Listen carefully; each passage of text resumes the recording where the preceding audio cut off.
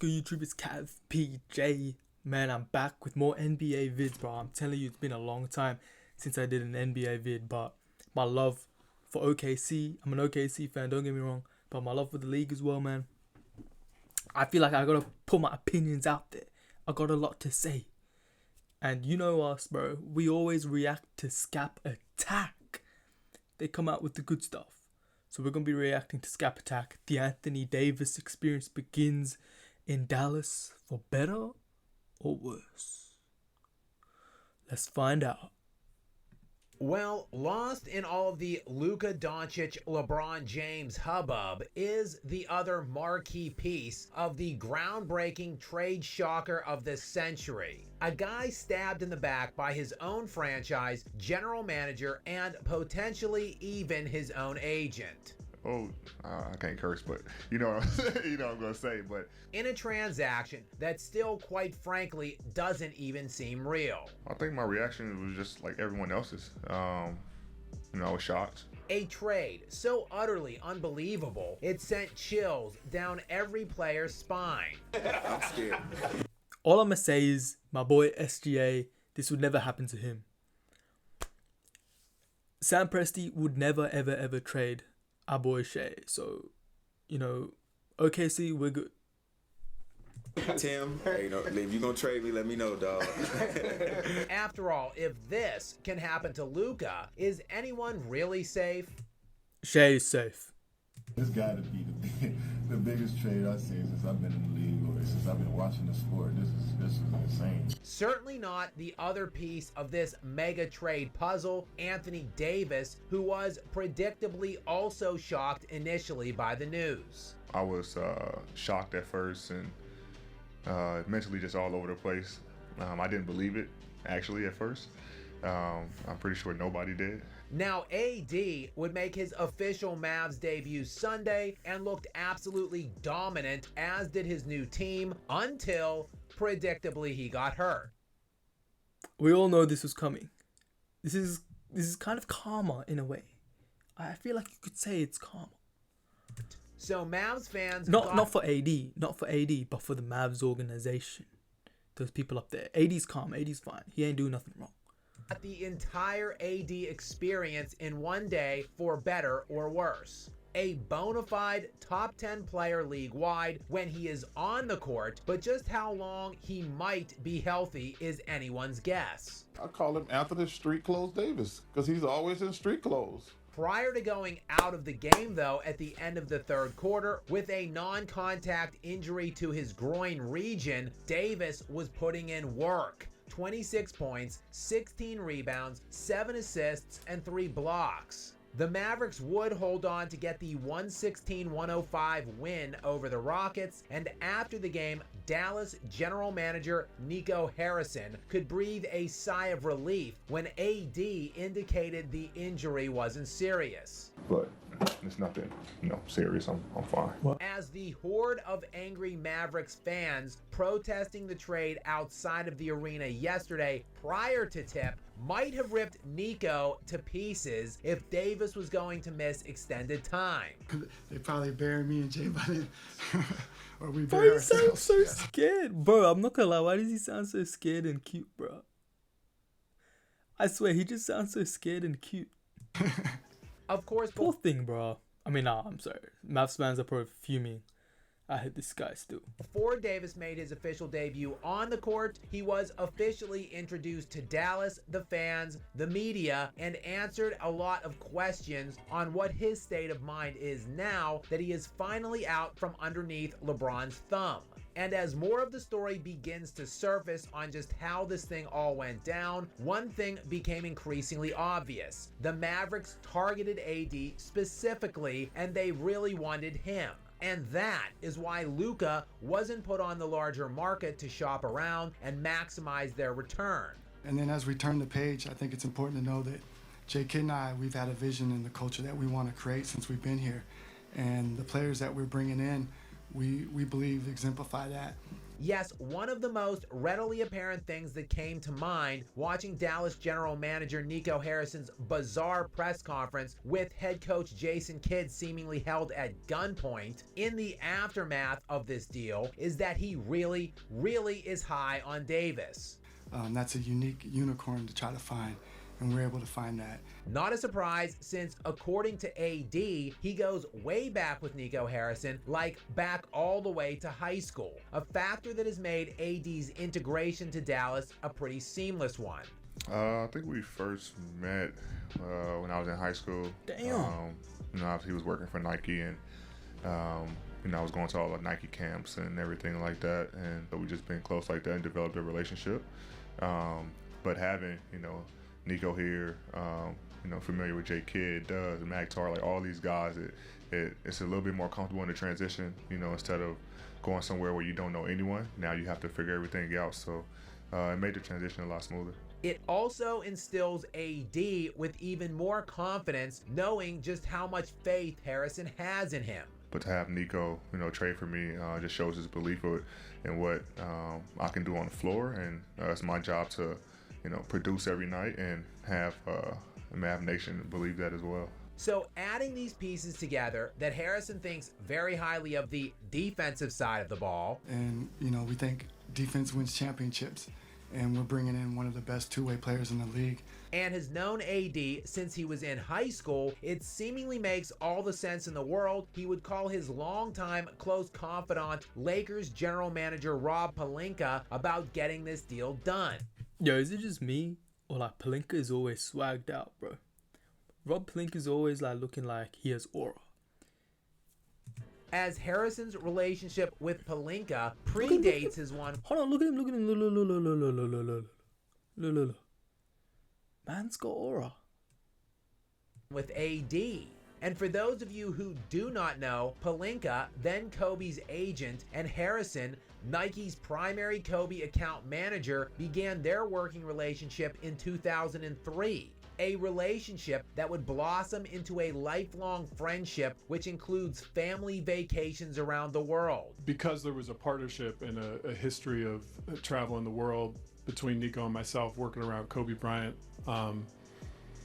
there was a fabric of trust in the discussions. And ultimately, this deal seems to be all about relationships, as Davis is very excited to be teaming with Kyrie Irving, something the two of them have been discussing for years now, apparently. Yeah, me and Kai talked about this in 2018 when he was in Boston.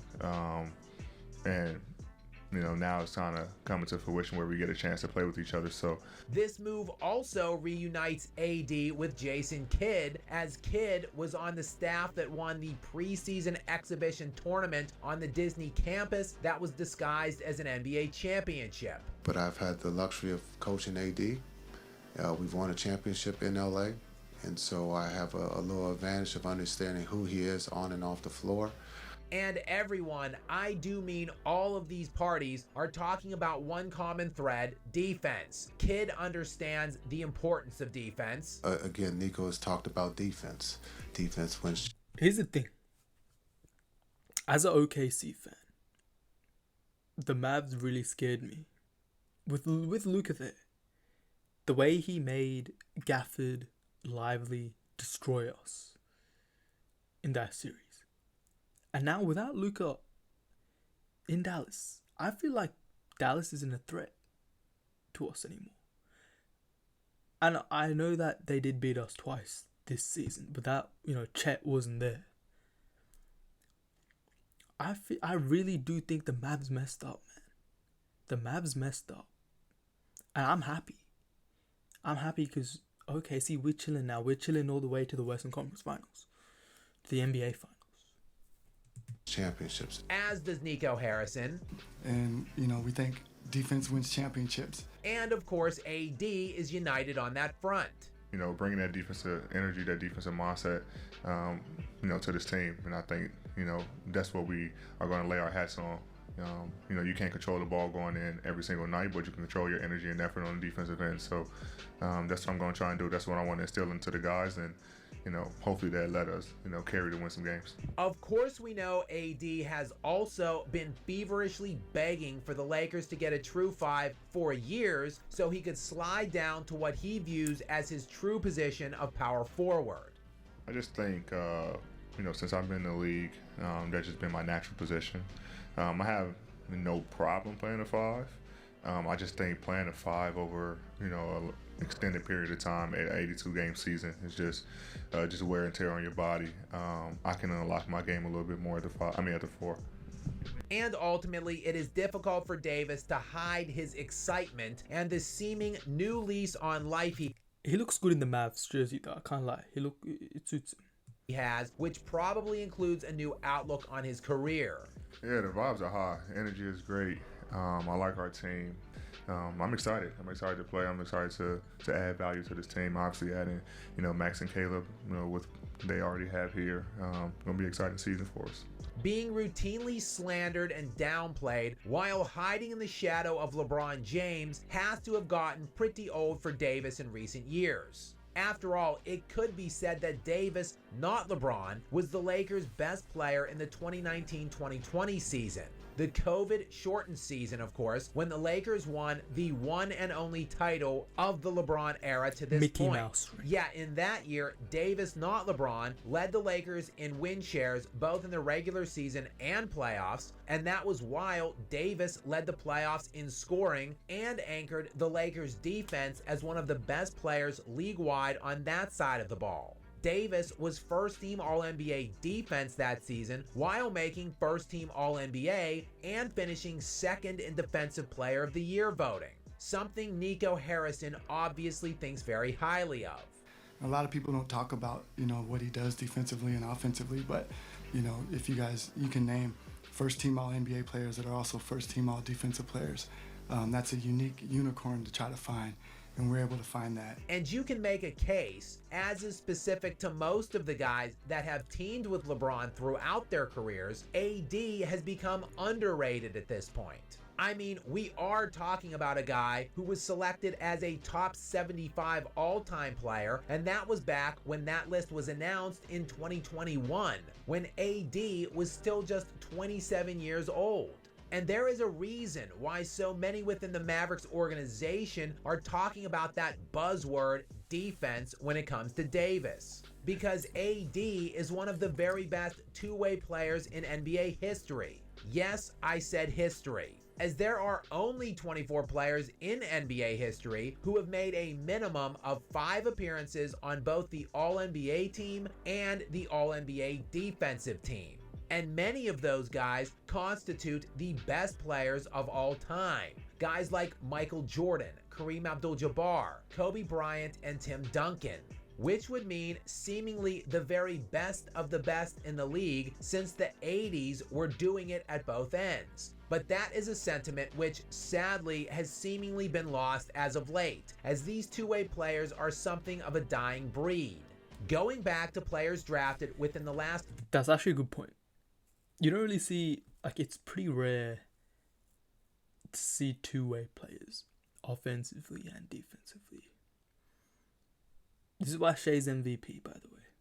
13 years, there are only 2 guys who can be found on the list. So only 2 of the 24 players who have done it all time have been drafted from 2012 on, and they are Giannis Antetokounmpo and Anthony Davis. It has just become an increasingly rare occurrence to see these elite hybrids, and Davis is one of them.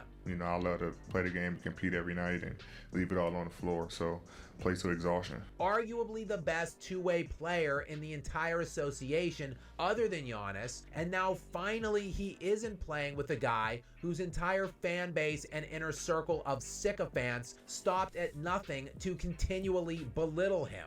All for the glorification of the self-proclaimed GOAT's massive ego. And I want my damn respect too. Anthony Davis is finally free and seems grateful for that freedom. In fact, he forfeited his $5.9 million trade kicker to help Dallas and Nico out. Trying to help the team. Obviously, you always want to get better. And losing a monumental piece like Luka, obviously, it's a lot. right? So just trying to do my part and help, Nico and the organization on, how we can continuously getting better. I just thought it was the right thing to do. Now, this doesn't mean the Mavericks won this trade, as it will be virtually impossible to ever be able to make that claim, since Luka Doncic is on a historically great footing at this stage of his career. And I mean like top 20 all-time footing if he extrapolates out what he has done in his first 6 years in the league. And you can make a pretty solid case he is just right now entering his prime, while Davis will be setting to turn 32 next month. But AD has been pretty durable the last 2 years now, not factoring in his latest abdominal strain and whatever this new groin issue becomes. AD, though, is not concerned about his health and thinks mostly all of his previous injuries were just flukes. Well, I think, honestly, all my injuries has been freakish injuries. I mean, it's nothing that has been a structural or something that I can't control. So perhaps the sky is the limit for AD in Dallas, and it is pretty refreshing to see him finally paroled out of LeBron's big top circus and sent somewhere he might actually be appreciated. But speaking of the Luka Doncic side of this trade, he certainly did not look as excited to be in LA as AD looks to be in Dallas. And if you want to see just how dead Luka looked inside after being traded allegedly for being fat, This fat son of a bitch! and that is according to Mavericks GM Nico Harrison, check the full breakdown out in this video and make sure. Alright, man.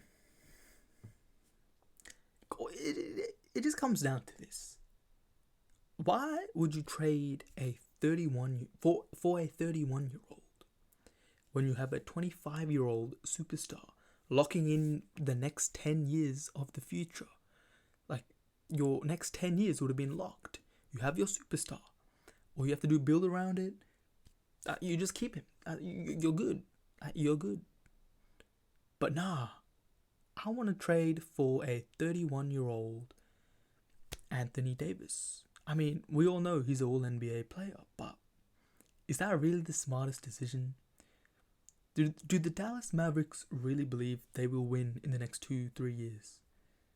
Like, that's AD turning 32, 33, 34. We don't know. The body breaks down when you get older. That's risky. And it's greedy. Usually when you're greedy, bad things happen. And I think the Dallas Mavericks were being too greedy. They disrespected Luka. And I don't believe this will work out for them. Comment down below what you guys think. Leave a like. Subscribe if you like this content.